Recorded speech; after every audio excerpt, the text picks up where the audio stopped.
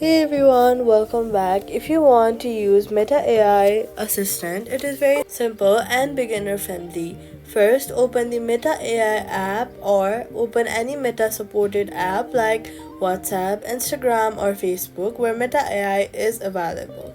Next, look for the Meta AI chat or the search bar that says Meta AI. Tap on it to start a conversation. You can tap anything you want like question ideas or help with daily tasks. Now, just write in your question in a simple language. For example, you can ask for information like summaries or even help with planning your day.